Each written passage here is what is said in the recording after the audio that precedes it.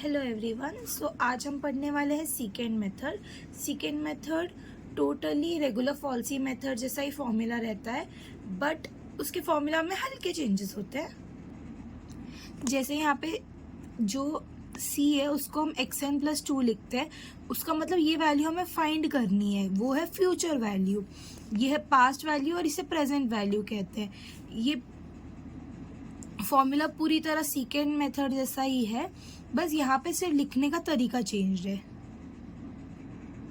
सो ये हमारा first sum है। Find root of the equation e⁻x by secant method. Start with initial state x0 equals to 0 and x1 equals to 1, correct up to 3 decimal. तो पहले हम ले लेंगे f(x) equals to e⁻x। अब उसके बाद लिख देंगे इनिशियल वैल्यू जो हमको दी हुई है और एक फॉर्मूला लिख लेंगे उसके नीचे। सो द फॉर्मूला सेम ही है, xn+2 जो भी हम लिखते थे ना a, b और c का यूज़ करके, वही सेम तरीके से फॉर्मूला लिखा गया है।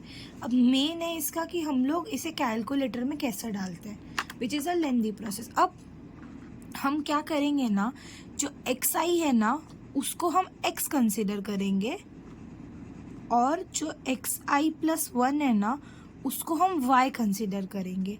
अब हमको पता है f(x) है e⁻x-x, तो जब xi+1 का f पूछेंगे ना तब हम यहाँ पे x के बदले y से रिप्लेस कर देंगे। तो अब हम पहला जो फॉर्मूला है वो हम कैलकुलेटर में लिखते हैं। तो हमें पहले खाली ये लिखने हैं।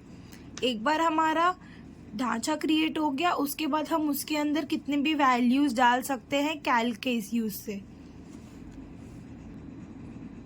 सो फर्स्ट है xi जो कि है x, तो पहले इन्हें डिवाइड कर देंगे और यहाँ पे लिख देंगे x, अल्फा दबा के x। उसके बाद है इनटू f(xi+1), xi+1 है y और f(x) है e⁻x-x। तो अब ये xi+1 है इसलिए हम इधर y यूज करेंगे, तो into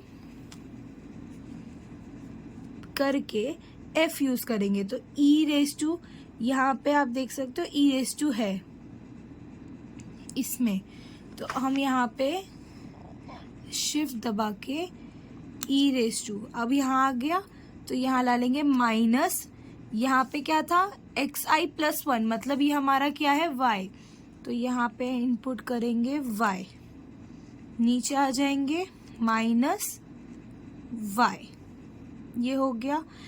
just to be sure मैं हमेशा ब्रैकेट लगा देती हूँ सो दैट कि कोई भी गलती से भी कोई एरर ना आए। उसके बाद है फॉर्मूले में माइनस xi+1, उसका मतलब है माइनस y है वो y into f(xi), into f(xi), xi मतलब x है, तो यही वाला हम फिर से लिख लेंगे e⁻x माइनस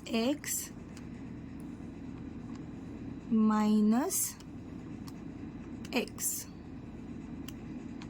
अब नीचे क्या है f(xi माइनस f(x), तो अभी यहाँ पे वही सेम यूज करेंगे। f(xi) मतलब हम लोग ने यहाँ क्या है xi मतलब y होता है, तो y के हिसाब से लिख देंगे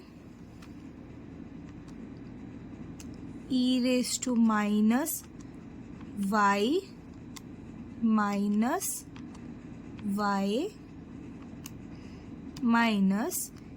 e⁻x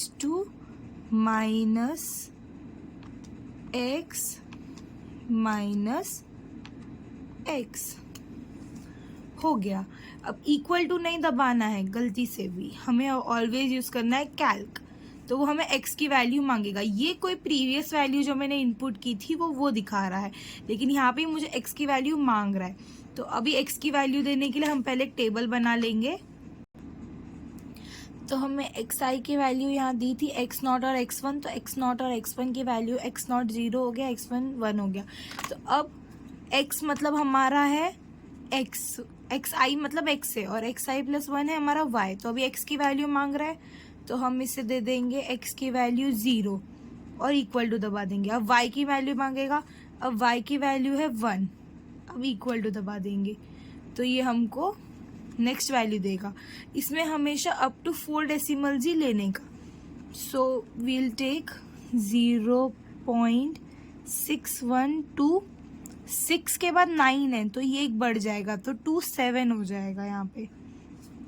अब नेक्स्ट स्टेप है, देखो हमको ये प्रेजेंट वैल्यू है, ये पास्ट वैल्यू है, ये फ्यूचर वैल्यू है, तो जो प्रेजेंट वैल्यू है वो अब चली जाएगी, सॉरी ये पास्ट वैल्यू है, ये प्रेजेंट वैल्यू है, ये फ्यूचर वैल्यू है, पास्ट वैल्यू चली जाएगी, जो प्रेजेंट वैल्यू थी वो अभी पास्ट वैल्यू बन जाएगी और जो फ्यूचर वैल्यू थी वो प्रेजेंट वैल्यू बन जाएगी, तो ये ऐसे एक शिफ्ट होएगा, तो ये 1 यहाँ आ जाएगा, ये यहाँ आ जाएंगे 0.6127, तो ये होते ही हम फिर से कैल्क दबाएंगे तो ये हमको फिर से x की वैल्यू मांगेगा।